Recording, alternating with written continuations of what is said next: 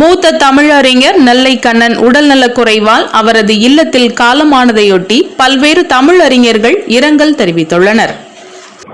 அவர் நல்ல மனிதர், என்னோடு கூட நிறைய தொடர்பு வச்சிருந்தாரு. சில கடிதங்கள் கூட எழுதியிருக்கிறார் எனக்கு. நல்ல தமிழில் ஆழமான ஈடுபாடு கொண்ட மனிதர்.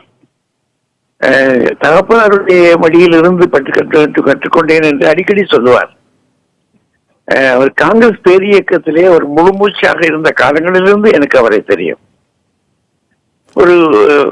ஒரு தென்னகத்துக்கு தென் பகுதியில் இருக்கக்கூடிய நெல்லை மாவட்டத்துக்கே உரிய பல்வேறு வகையான நல்ல குணங்களும் அவர்கிட்ட இருந்தன. ஆழமான படிப்பு, பாரதியை அவர் அறிந்த அளவுக்கு ரொம்ப குறைவாக கூட சொல்றார். ரொம்ப தெளிவாக தெரிஞ்சு வச்சிருந்தார். பாரதியுடைய பாடல்களில் அவருக்கு இருந்த ஈடுபாடு மட்டுமல்ல, கம்பனில் அவர் தொடுகிற இடங்கள் எல்லாம் வியப்பூட்டுகிற இடங்களாக இருக்கும். அந்த அளவிற்கு அவருக்கு ஒரு அழுத்தம், ஏராளமான பாடல்கள் அவருக்கு அவருடைய நினைவிலே இருந்தன. நிறைய படித்து படித்து படித்து படித்து அவருக்குள்ளே ஒரு வருத்தம், தான் பட்டம் பெறவில்லையே என்ற வருத்தம் ஒன்று உண்டு அவருக்கு உண்டு. ஆனாலும் கூட பல பட்டதாரிகளை விட அவருக்கு அழுத்தமான ஞானம் தமிழிலே இருந்தது. சமய இலக்கியங்களிலும் அவருக்கு ஈடுபாடு இருந்தது. மேடையில் அவர் பேச ஆரம்பித்தார் என்று சொன்னால் மணிக்கணக்காக பேசிக் கொண்டிருப்பார். சில நேரங்களில் அவருடைய விமர்சனங்கள் கொஞ்சம் கொஞ்சம் அப்படியாக போகும். ஆனாலும் கூட அந்த மனிதர்களை நேசித்த மனிதர், இந்தியாவை மிக மிக நேசித்த மனிதர், காங்கிரஸ் பேரியக்கத்தை மிகவும் ஆழமாக நேசித்த மனிதர், பெரியவர் காமராஜரை மிக மிக நேசித்தவர். முரண்பாடுகள் அவருக்குள்ளே இருந்தாலும் கூட நேசிக்கத்தக்க மனிதனாக பலரிடமும் அவர் நட்பு கொண்டவராக வாழ்ந்தார். அவருடைய இந்த இழப்பு உள்ளபடியே தமிழுக்கு மிகப்பெரிய இழப்பு. நல்ல தமிழ் அறிஞர், நல்ல பேச்சாளர். இனி இத்தகைய மனிதர்களை எல்லாம் காண்பது என்பது அரிதான காரியம் என்பதனாலே அவரை இழந்து வருந்துகின்ற அவருடைய குடும்பத்தாருக்கு, அவருடைய பிள்ளைகளுக்கு என்னுடைய ஆறுதலான வார்த்தைகளை சொல்லி அவருடைய ஆன்மா இறைவனில் நிறைவு கொள்ளும்படியாக வேண்டி என்னுடைய வார்த்தைகளை முடித்துக் கொள்கிறேன். வணக்கம். வணக்கம். தாமிரபரணி தண்ணீருக்கு என்று ஒரு தனித்த சிறப்பு உண்டு.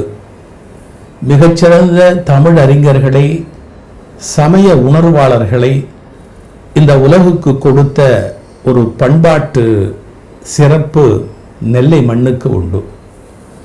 சுதந்திர போராட்ட வீரர்களையும் தமிழ் வளர்க்க வேண்டும் என்கின்ற ஆர்வமுடைய பலரையும் தந்த மண். மிக சுலபத்தில் இன்னொருவருடைய அறிவை ஏற்றுக்கொள்ளாமல் விமர்சனம் செய்கிற அந்த உணர்வு அதிகமுடைய ஒரு மண் நெல்லை மண். அந்த நெல்லை மண்ணுக்கு பெருமை சேர்த்தவர்கள் பட்டியலில் அண்மையில் இயற்கை எய்திய இறையருள் பெற்ற என்னுடைய அருமை அண்ணன் நெல்லை கண்ணன் அவர்கள். என்ன வருத்தம் என்றால், தமிழ் மேடையிலே மேடை ஆளுமை உடைய பலர் மெல்ல ஒரே காலகட்டத்திலே குறைந்து கொண்டே வருகிறார்கள். இயற்கையை நாம் வெல்ல முடியாது என்றாலும் மேடையில் எல்லா தலைப்புகளையும், கடினமான தலைப்புகளையும் அழகாக கையாண்டு பேசுகிற ஆளுமைகள் அவர்களெல்லாம் குறைந்து கொண்டே வருவது என்பது மனதுக்கு வேதனை தருகிற ஒரு செய்தி. நெல்லை மண்ணுக்கு என்றே ஒரு குசும்பு என்று கூட வேடிக்கையாக சொல்வார்கள். கிண்டல், ஒரு கேலி, ஒரு எகத்தாளம், எல்லோரையுமே வேடிக்கையாக பேசுகிற ஒரு சுவாபம், இது நெல்லை மண்ணிலே நாம் பார்த்திருக்க கூடிய ஒரு குணம். அந்த தாமிரபரணி தண்ணீருடைய தன்மை, தனித்த தன்மை. யார் என்ன பேசினாலும் கூட அதை பற்றி கீழே இருக்கிறவர்கள் சட்டென்று அதை விட சிறந்த ஒரு செய்தியை சொல்லி இதை சொல்லவில்லையே என்று கேட்பார்கள். சங்கீதமாக இருந்தாலும் சரி, கல்லிடைக்குறிச்சி, அம்பாசமுத்திரம், இந்த பகுதிகள் எல்லாம் போய் பாடி ஜெயித்து மேலே வருவது என்பது கடினமான ஒரு காரியம். பேசி வெற்றி பெறுவது என்பது சிரமமான ஒரு காரியம். இதை மிக வெற்றிகரமாக நடத்திய ஒரு இலக்கிய மேடை ஆளுமை அண்ணன் நெல்லை கண்ணன் அவர்கள். பொதுவா அவர் கோபப்படுவார் அப்படிங்கிறது பரபரப்பாக பேசப்பட்ட ஒரு செய்தி. ஆனால் அவர் ஏன் கோபப்பட்டார் என்பது கவனிக்க வேண்டிய ஒரு செய்தி. மேடையில பேசுகிற போது, அதுவும் பட்டிமன்ற தலைமையாக இருக்கிற போது பல பேர் அவர் தலைமையில் பேசுவதற்கு பயப்படுவார்கள். அதற்கு என்ன காரணம்? ஒரு செய்தி சொல்லிவிட்டு சொல்லுகிறேன். ஒரு முறை கல்கி கிருஷ்ணமூர்த்தி அவர்கள் ஆசிரியராக விகடன்ல ஆரம்பத்தில் பணிபுரிந்தார். பிறகு கல்கி பத்திரிகை தொடங்கினார்.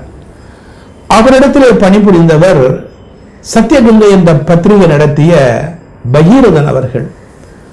பகீரதன் அவர்களை ஒரு முறை ஏதோ ஒரு விழாவில் போய் குறிப்பு எடுத்துக்கொண்டு வா, அதை நம்முடைய பத்திரிகையில் அந்த விழா பற்றி, விழாவில் மற்றவர்கள் பேசிய செய்திகள் பற்றிய அந்த ஒரு கட்டுரை ஒன்று எழுதி கொடு, நம்முடைய பத்திரிகையில் போட வேண்டியிருக்கிறது என்று கல்கி அவர்கள் பணித்தார்கள்.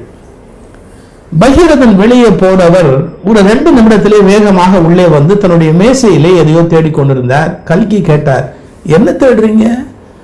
இல்ல, பேப்பர் பேனா எடுத்துக்கணும், அந்த விழாவில் பல பேர் பேசுறதெல்லாம் குறிச்சுக்கணும், அப்ப இரவு வந்து நான் அதை கட்டுரையா எழுதி உங்களுக்கு கொடுக்கறதுக்கு சௌரியமா இருக்கும், அதுக்காக பேப்பர் பேனா எடுக்காம புறப்பட்டுட்டேன், தவறு இல்லையா? அதான் பேப்பர் பேனா எடுத்துட்டு போறதுக்காக வந்தேன். கல்கி சிரித்து கொண்டே சொன்னார், தபார், நீ ஒரு விழாவுக்கு போகிறாய், நீ ஒரு நிருபர், நீ கேட்பதை நீ நினைவில் வைத்துக் கொள்ள கடமைப்பட்டவன். இது முதல் செய்தி. 2வது, பேப்பர்ல அப்போதே எழுதி கொள்ளுகிறேன் என்று சொல்லுகிறாயே, உன்னால் நினைவு வைத்துக் கொள்ள முடியாத ஒரு செய்தியை பேப்பரில் நீ எழுதி கொண்டு வருகிற செய்தியை எப்படி நம்முடைய வாசகன் நினைவு வைத்திருப்பான் என்று நீ நம்புகிறாய்? எது உன் மனசுல நிக்குதோ அதை மட்டும் இரவு எழுது. நிருபதா போற ஓ மனசுலயே அது நிற்கல அப்படின்னு சொன்னா படிக்கிற வாசகன் மனதில் அது எப்படி நிற்க முடியும்? எனவே பேசுகிறவன் சொல்லுகிற செய்தியை மனதிலே உள்வாங்கி நீ பதிவு செய்ய வேண்டும் என்று கல்கி ஒரு அருமையான பாடம் நடத்தினார். இந்த பாடத்தை தான் நெல்லை கண்ணன் அவர்களும் விழா மேடைகளில் நடத்துவார். அது பலருக்கு புரியாது. பேசுகிறவர்கள் கையில குறிப்பு வைத்துக் கொண்டு ஏதாவது ஒரு பாடலை ஒரு வரி சொன்னால் அவருக்கு கோபம் வரும். முடிச்சு பாட்டு சொல்ல அப்படிம்பார்.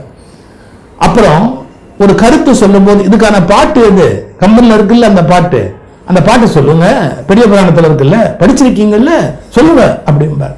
கொஞ்சம் மனசு வலிக்கும், பேசுகிறவர்களுக்கும் வலிக்கும். அது வேற ஒரு கோணம். வளருகிற பேச்சாளர்களை நாம காயப்படுத்தக்கூடாது அப்படிங்கிறது ஒரு கொள்கை தான், சரிதான். ஆனா நெல்லை கண்ணன் அவர்கள் இப்படி மேடையில் இருக்கிற ஆளுமைகள் மேல கோபப்பட்டதற்கு காரணம் என்ன என்றால், நம்ம மனசுலயே அந்த செய்தி பாட்டு தங்கலைன்னு சொன்னா நாம சொல்லுவதை மக்கள் எப்படி மனதில் சுமந்து கொண்டு போவார்கள் அப்படிங்கிற ஒரு எண்ணம் உடையவர். அதனால கம்பராமாயண பாடல்ல ஆயிரக்கணக்கான பாடல் அவருக்கு அப்படியே மனப்பாடமா தெரியும். யாரும் ஒரு வார்த்தையை சொல்லி இன்னொரு வார்த்தையை சொல்லாம அவர்கிட்ட மேடையில ஏமாற்ற முடியாது. அதனால கோபப்படுவார். ஒரு வரி சொல்லி நிறுத்தினா அடுத்த வரி என்ன, அதுக்கு முந்தின வரி என்ன, ஏன் அந்த வரியை சொல்லல, ஏன் அந்த பாட்டு முழுக்க சொன்ன குடிமொழிக்கு போயிருமோ அப்படிம்பார். இதனுடைய நோக்கம் என்னன்னு கேட்டா, கவிதை எழுதிய ஆசிரியனுடைய பாடல் கேட்கிறவன் மனதில் போய் சேர வேண்டும் அப்படிங்கிற ஒரு தவிப்பு. நீங்கள் நேரடியாக இருக்கிற போது அவரை விமர்சித்தவர்கள் பல பேர் இருக்கிறார்கள். விழா நடத்துகிற அமைப்பாளர்களையே அவர் சில சமயத்தில் சங்கடப்படுத்தி விடுவார் என்பார்கள். அவருக்கு எல்லாமே சரியா இருக்கணும், அந்த செய்தி சொல்லணுங்கிறது அவர் அவ்வளவு மனதில் திட்டமிட்டு கொண்டு வருவார். அதற்கு இடையூறாக கூட்டத்தில் யாரும் வர்றது போறது, மைக்கு சத்தம் போடுறது, இல்லை இன்னொரு விஐபி திடீர்னு வர்றாருன்னு கலாட்டா பண்றது, இதெல்லாம் அவருக்கு பிடிக்காது. ஏன்னா அந்த மக்களுக்கு நாம கொடுக்கிற செய்தியை முழுமையா கொடுக்கணும் அப்படிங்கிற ஒரு வேகம், ஒரு வெறி. அரசியல் பேசுவார், இலக்கியம் பேசுவார், ஆந்திர வாழ்க்கை குறிப்புகள் பேசுவார். நெல்லை காந்திமதி அம்மா இடத்துல முழுமையாக தன்னை ஒப்படைத்துக் கொண்டவர். அம்மா, அவர் அம்மா என்று அழைத்தால் நெல்லை காந்திமதியை குறிக்கிறார் என்று பொருள். மனம் முழுவதும் அந்த காந்திமதி தாய், அவளுடைய ஆளுமையில் இருக்கிறேன், அவள் கண் பார்வையில் இருக்கிறேன் என்று அடிக்கடி சொல்வார். எனக்கும் அவருக்கும் இடையிலேயே கூட கருத்து மோதல் நடந்திருக்கிறது. ஒரு முறை தவறுதலாக ஒன்றை விளங்கி கொண்டு என் மீது அவர் கடும் சொற்களை மேடையிலே பயன்படுத்தி விட்டார். நானும் ஒதுங்கிக் கொண்டேன், எதுவும் அவரிடத்தில் பேசுவதில்லை, தொலைபேசியில் கூட பேசுவதில்லை என்று அமைதியாக ஒதுங்கிக் கொண்டேன். அதன் பிற்பாடு நடந்தது என்ன என்பதை அவரே முழுமையாக தெரிந்து கொண்டு தானாக அப்படி பிழையாக தனக்கு சொல்லிவிட்டார்கள் என்பதை சொல்லி என்னை வாழ்த்தினார், வாயார வாழ்த்தினார். நல்லா இருக்கு தம்பி, நல்லா இருங்கய்யா, நல்லா இருங்கய்யா. அப்புறம் அடிக்கடி சொல்வார், தைரியமா இருக்கணும்ப்பா, நீ எல்லாம் தைரியமா இருக்கணும். ஒரு செய்தி சொன்னா 10 பேர் நம்மளை திட்டுவோம், அதுக்கெல்லாம் கவலைப்படக்கூடாது, தைரியமா இரு அப்படிம்பார். இன்னும் பல பேருக்கு தெரியாது, அவர் ஹோமியோபதி மருத்துவத்தில் ரொம்ப அக்கறை உடையவர், நுட்பமான அறிவுடையவர். ஹோமியோபதியில் ஒரு மருந்து என்ன மாதிரியான நன்மைகள் செய்யும் என்று அது கொஞ்சம் கற்றுக்கொள்வது கடினம். அவருக்கு ஒரு வித்தியாசமான மூளை, ஒன்றை நினைவில் வைத்துக் கொள்ளக்கூடிய ஆச்சரியமான ஒரு மூளை.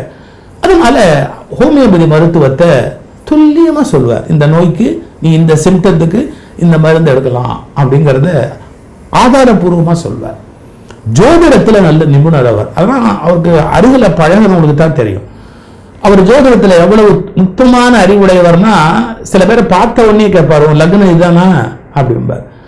அப்போ ஒரு வேடிக்கையான குணம் ஜாதி சொல்லி பேசுவார். பேசுகிற போது அதெல்லாம் ஒரு பழைய பாரம்பரியத்தில் வந்ததால வருகிற பழக்கம். யாராக இருந்தாலும் இந்த ஜாதி என்ன அப்படின்னு கேட்பாரு, அந்த ஜாதியை சொல்லி கேட்பாரு.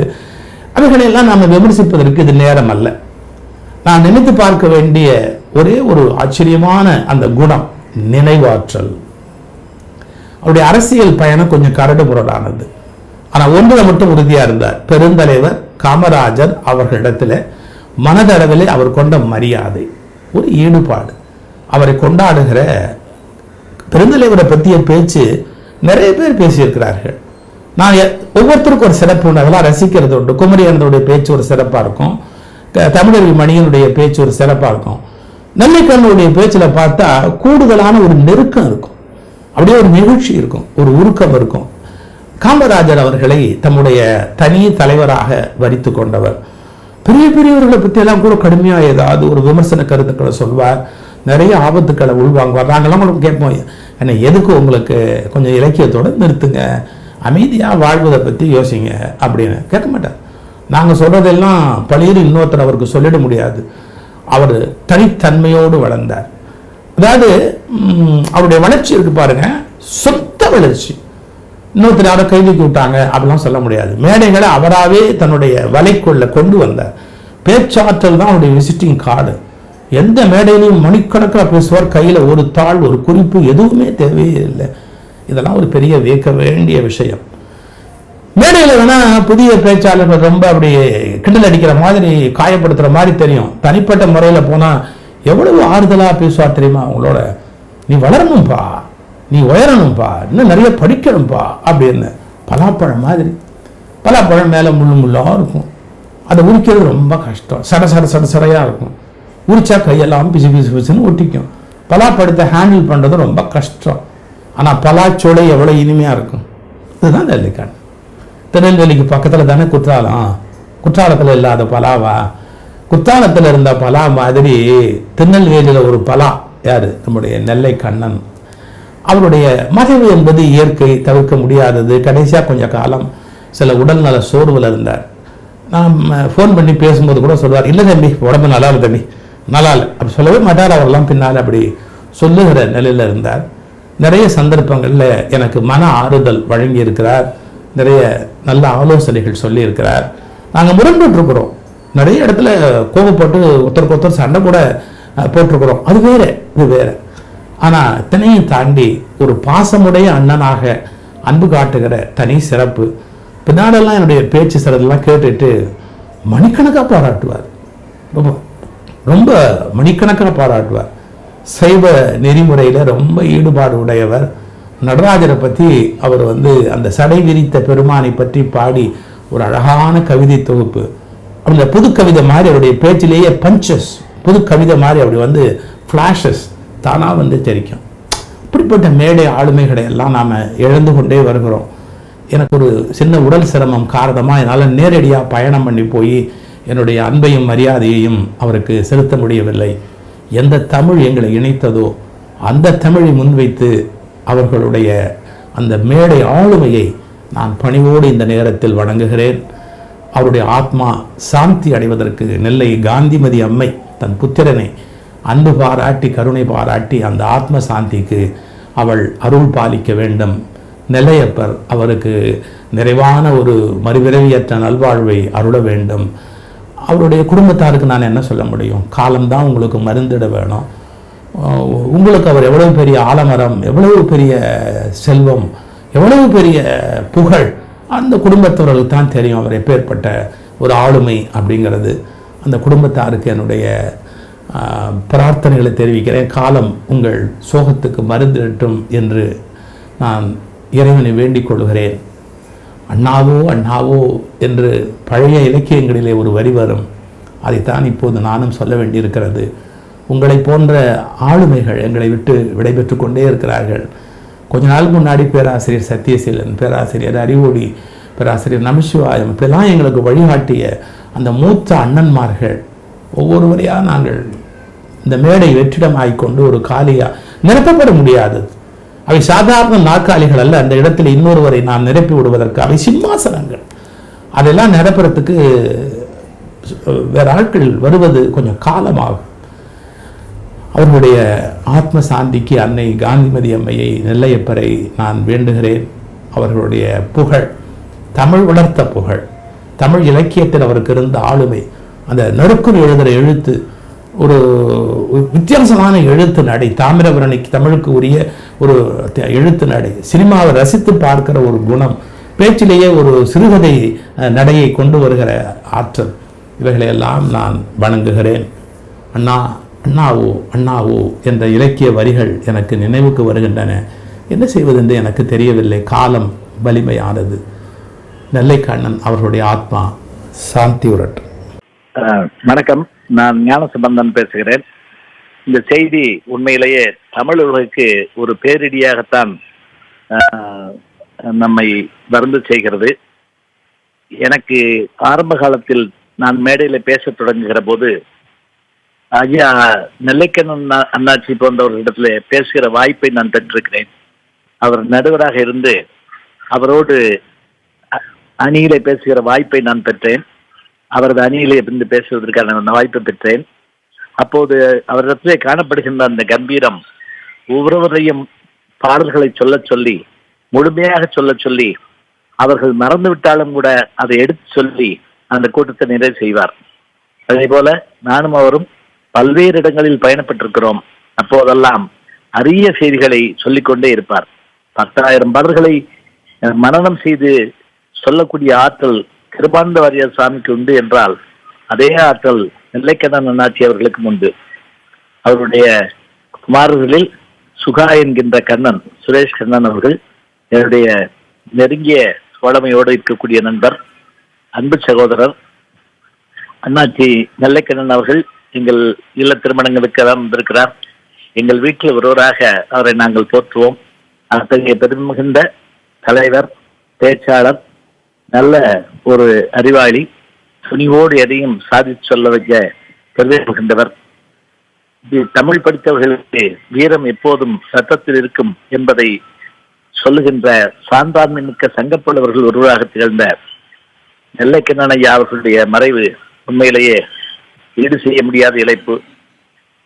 அவரை இழந்து வருந்துகின்ற இலக்கிய உலகத்தாருக்கும் அவரது குடும்பத்தாருக்கும் என்னுடைய ஆழ்ந்த அனுதாபங்களை என்னுடைய குடும்பத்தாரோடு சேர்ந்து நான் தெரிவித்துக் கொள்கிறேன். வாசிக்கிறவங்க அத்தனை பேருமே பேச்சாளர்களாக இருப்பதில்லை, நாம பாக்குறோம். அப்படி இருக்கும்போது பேச்சாளராக எப்படி எல்லாம் ஜொலிச்சிருக்கிறார் அப்படின்றது அந்த அனுபவத்தை பத்தி சொல்ல முடியுமா? பேச்சாளராகத்தான் அவருடைய சொல் தடங்களின்றி வரும். ஒன்றிலிருந்து என்று கிளையாக பிரிந்து செல்கிற நதிகள் போல அவர் மேற்கோள் காட்டுகின்ற போது பாரதியை பற்றியும் பேசுவார், பாரதிதாசனை பற்றியும் பேசுவார், அதே போல பக்தி இலக்கியங்களை பற்றியும் பேசுவார். ஒரு 40-50 ஆண்டுகளுக்கு முன்பாக நான் சிறுபிள்ளையாக இருந்த போது சோழவந்தானில் ஒரு நாள் வானொலி கேட்டுக்கொண்டிருந்தேன். அப்போது திருச்சி வானொலி தான் எடுக்கும். அந்த வானொலியில இரவு 9:30 10:30 வரைக்கும் இலக்கிய நிகழ்ச்சி போடுவார்கள். அதுல யார் பேசுகிறார்கள் என்று தெரியாமல் நான் பேச்சை கேட்க தொடங்கினேன். 1 மணி நேரம் என்னை அசைய விடவில்லை. பேச்சு முடிந்த பிறகு இதுவரை பாரதியாருடைய குயில் பாட்டு பற்றி நெல்லை கண்ணன் அவர்கள் பேசினார்கள் என்று சொன்னபோது, நான் அந்த சிறு வயதில் அவர் பேசிய அந்த பேச்சை கேட்டு அவர் முகத்தை கூட நான் பார்த்ததில்லை அந்த வயதில். ஆனால் நான் அவருக்கு ரசிகரானேன். பிறகு அவரோடு பேசுகிற வாய்ப்பையும் பெற்றேன். பிறகு எங்களுக்கெல்லாம் வழிகாட்டியாகவும் அவரை நான் ஏற்றுக்கொண்டேன். அத்தகைய பெருமை அவரிடத்தில் உண்டு. பேசும்போது அருகில் இருந்து பார்க்கும் போதுதான் அவர் நம்மோடு சகஜமாக உரையாடுவதைப் போலவே பேசிக்கொண்டு போவார். அதிலே ராமனும் வருவான், இலக்குவனும் வருவான், பரதனும் வருவான், எதிர் வீட்டில் இருக்கிற சுப்பையாவும் வருவார், மற்றவர்களும் வருவார்கள். அதுதான் அவருக்கு கிடைத்த வெற்றி என்று நான் கருதுகிறேன்.